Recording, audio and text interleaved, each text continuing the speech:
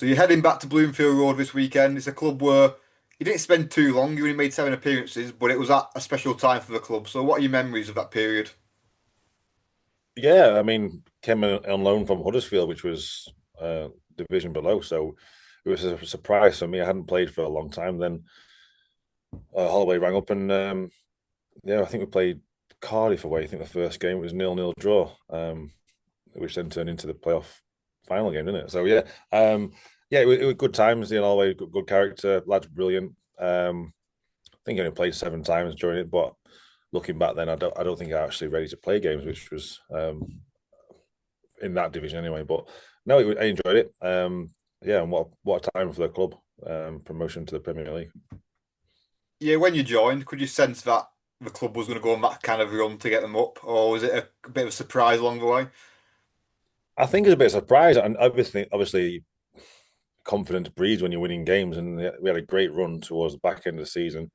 Um, I think if you ask anyone, I don't think anyone expected promotion, but when you've got a group of players that'll do anything for the manager, then you've got half a chance, and they did have that. They had a belief in the gaffer in abundance. So, yeah, it was a tough game against Notts Forest in the playoff semi-final, but went there to Forest and beat them 4-2. I think it was DJ Campbell, and then yeah, Wembley was fantastic. What a game! Even when you're not playing as maybe as much as some of the others, do you still feel firmly a part of the journey the squad's going on? Yeah, I mean it was difficult times because the squad was already sorted, and players. I think it was Evo and Alex Baptiste were already there. So the manager only brought me in because they both got sent off against, I can't remember what, someone before.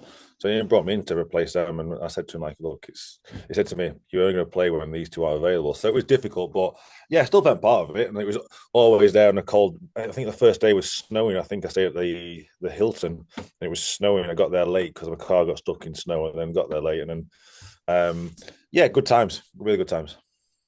Must ask you what are your memories of the training ground, because I've heard back in the day it weren't up to too much for a team that was about to go up to the Premier League. Yeah, we all had to wash his kits. I'm not sure if they do it now. We all had to wash his kits. It was sandy. It was cold. The showers were freezing. I think everyone just left in a training kit to get away quickly so they can get a warm shower away from it. But obviously times have changed. Well, I don't know. I think they might have done.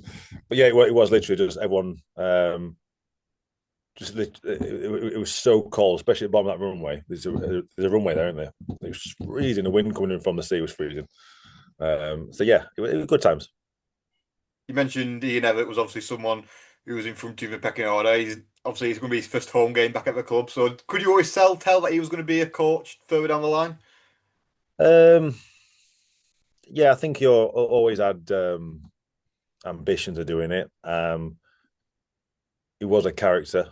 He was a good character, always larger than life. So he he demanded respect, and yeah, you could see him going further down the line. He's been in an unbelievable career so far, so with Barrow and Bolton. So yeah, and then Stephen Crane alongside him as well. I thought Crane's would be probably more into it than that, but yeah, great to see them both back. And Stephen Dobby as well. He was class for me when I was there, so it's good to see him all back there. Yeah, look forward to a bit of a catch up before kick off on Saturday. Yeah, yeah. I mean, their careers accelerated. Mine kind of went down from there. So yeah, it'd be good to catch up with them. I say all good lads. I'm sure I'll have a drink after the game and have a good chat with each other. For your own coaching career, was it always going to be Scunthorpe? Was that always going to be the first permanent job after obviously having a taste of it at Doncaster before as interim boss? Well, yeah. I mean, it was always. I mean, I know I've heard Evo talk about a life ambition taking one off. I mean, for me, it's kind of a full circle. Starting as a youth team player here, and then I think I've done every single role prior to that. So after that, sorry. So yeah, it's been good for me. It was never easy to get here, but now I'm here. I'm not going to go with it. I want every success for this club. They give me a lot, so I want to give a lot back to them. And just finally, obviously, you've been in good form in the National League. It's just about taking that form into a cup games and you're going with a spring in your step and just be yourselves when you take on a team in higher division. Yeah, exactly that. All the pressure's on Blackpool, if I'm being brutally honest, to win the game. That they're the bigger club. They're in the higher position right now. New manager, so they've had a week's training with the new manager, so it's going to be a tough ask for him. But I say we're going there with no fear, not holding back.